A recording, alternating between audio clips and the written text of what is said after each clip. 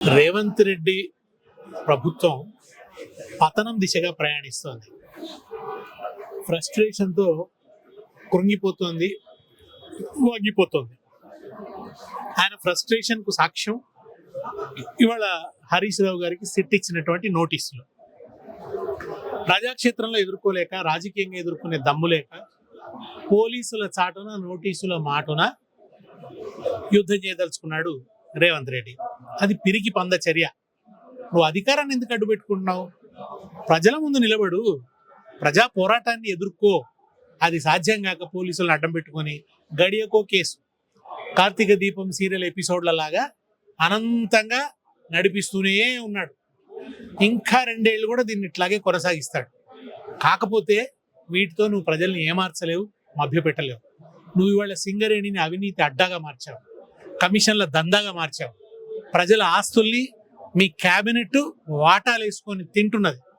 మీ మంత్రుల మధ్య కొట్లాట, ఈ అవినీతి సొమ్ము కోసం, అవినీతి వాటాల కోసం కొట్లాట నగ్నంగా బయటపడితే, నువ్వు వేసిన ఎత్తుగడ వేమూరి రాధాకృష్ణతో రాయించి నువ్వు వేసిన ఎత్తుగడ నీ మీదే తిరగబడితే, చివరికి మీ బావమరిదికే నువ్వు కట్టబెట్టినావు, ఆ టెండర్ని ఎప్పుడు రద్దు చేస్తావని హరీష్ రావు నిన్ను గొంతు పట్టుకొని అడిగితే తట్టుకోలేక ఆయన గొంతు మీద నోటీసుల కత్తి పెట్టాలని చూస్తున్నావు. ఈ తుప్పు పట్టిన కత్తితో నువ్వేమీ చేయలేవు. ఇవాళ నీ ప్రభుత్వం చెదలు పట్టిన చెట్టులాగా తయారైంది. అది ఒక ఊపు ఊపితే కూలిపోయేలాగా తయారైపోయింది. వీటితో నువ్వు భయపెట్టలేవు రేవంత్ రెడ్డి. నిజానికి సుప్రీంకోర్టు ఎప్పుడో ఈ టెలిఫోన్ ట్యాపింగ్ కేసులో పసలేదని తెలిసింది. ఆల్రెడీ పసలేదని సుప్రీంకోర్టు తేల్చిన కేసును మళ్ళీ తవ్వడం అంటేనే నీ అసమర్థతకు అది పరాకాష్ట. నీకు అంతకు మించి ఇంకో దారి లేదు అని తేలిపోయింది. ఇక నుంచైనా వచ్చే 2 ఏళ్ల కాలంలో సద్వినియోగం చేసుకో. కాస్త మంచి బుద్ధి కలిగి ఉండు.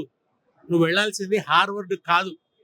నువ్వు వెళ్లాల్సిన ఆ సమ్మక్క సారక్క ఆ గుట్టల దగ్గర సరిగ్గా దండం పెట్టి జ్ఞానోదయం కలిగించి తల్లి అంటే జ్ఞానోదయం కలిగేది నీకు. కానీ నీకు ఇప్పటికీ ఆ జ్ఞానం కలుగుతుందన్న ఆశ లేదు. ఎందుకు పెట్టాడు? ఆయన హార్వర్డ్ పోయేది ఉంది, అసలు జాతర కట్టేది కాకుండా. కనుక ముందు క్యాబినెట్ పెట్టి అదో నాటకం, అదో డ్రామా నడిపాడు. ఆయన పెద్ద అస్తిత్వ సమస్యతో బాధపడుతున్నాడు. ఆయనకి ఇంగ్లీష్ రాదని ఎవరు అనలేదు, స్పష్టంగా తెలుగు మాట్లాడవయ్యా అని చెప్పాము. ఇప్పుడు ఆయన హార్వర్డ్ యూనివర్సిటీకి పోయి 12 లక్షల పైన ఫీజు కట్టి వారం రోజుల కోర్సు చేసి వచ్చి ఐఎమ్ ఆల్సో ఫ్రమ్ హార్వర్డ్ అని చెప్పుకోవాలని చూస్తున్నాడు ఆయన. ఇది ఏమంటాం? ఇది భయంకరమైన న్యూనత భావంతో కొట్టుమిట్టాడుతున్నాడు రేవంత్ రెడ్డి. ఆ మెస్సీ పక్కకి నిలబడి ప్రపంచమంతా తనను చూడాలని కోరుకున్నాడు. ఇవన్నీ కూడా ఆయన ఇన్ఫీరియారిటీకి సాక్ష్యాలు అనమాట. పదే పదే తన ఇన్ఫీరియారిటీని బయట పెట్టుకుంటాడు. పదే పదే కేసీఆర్ని తలుస్తాడు. కేసీఆర్ని తిట్టిపోయటం ద్వారా తన అభద్రతను, తనలోని భయాన్ని బయట పెట్టుకుంటున్నాడు. విపరీతంగా భయపడుతున్నాడు ఆయన. ఆ భయ కంపననే ఆయన గొంతుల్లో బూతులాగా బయటకు వస్తుంది అన్నమాట. కనుక రేవంత్ ఎందుకు ఇంత భయపడతావు? హాయిగా నువ్వు కూర్చొని ఇవన్నీ మానేసి, ఈ కేసులు, ఈ వెండెట్టా పాలిటిక్స్ ఇవన్నీ మాని తెలంగాణ ప్రజల సమస్యలను అధ్యయనం చేయి. దానికోసం ఎవరన్నా నిపుణుల సలహాలు తీసుకో.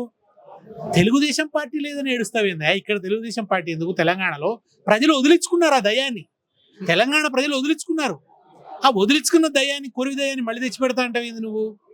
బషీర్బాగ్లో ప్రజల నెత్తురు కళ్ళ చూసిన పార్టీని తిరిగి కోరుకుంటారా? బెల్లిలలితను ముక్కలు ముక్కలు చేసినటువంటి పార్టీని తెలంగాణ ప్రజలు తిరిగి కోరుకుంటారా?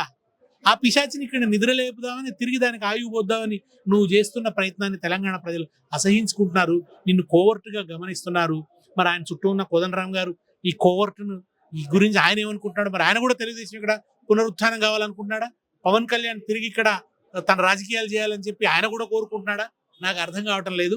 ఆయన చుట్టూ ఉన్న విజ్ఞులైనటువంటి వాళ్ళు ఎవరన్నా మిగిలి ఉంటే, వాళ్ళలో విజ్ఞత ఏమన్నా మిగిలి ఉంటే, చంద్రబాబుకు దాసోహమనడం కాదు, టీడీపీ పునరుత్థానం కాదు నువ్వు కోరుకోవాల్సింది. తెలంగాణను అభివృద్ధి చేయడానికి కావాల్సినటువంటి ఆ విజన్ ఏదో రచించుకో. ఉన్న 2 ఏళ్ల కాలమైన సద్వినియోగం చేసుకొని ఎవడన్నా సలహా చెప్పండి ఆ రేవంత్ రెడ్డికి.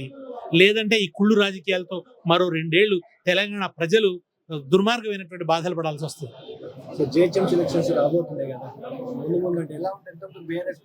ఇప్పుడు ఆయన బ్యాగులు నమ్ముకున్నాడమ్మా. మొదటి నుంచి కూడా బ్యాగులు నమ్ముకున్నాడు ఆయన. ఇప్పుడు కూడా డబ్బులు ఎదజల్లుతాడు. అసలు పరీక్ష ఆయనకు, ఆయన ఏం సాధించాడు. ఇప్పుడు మన ఏదో ఒక నటుడు చాలా పైరవి చేసి షూటింగ్ దాకా వచ్చాడట. కెమెరా ముందుకు వచ్చిన తర్వాత రాజబాబు చెప్పాడట ఆయనకి, బాబు ఇక్కడే పైరవి పనిచేయదు.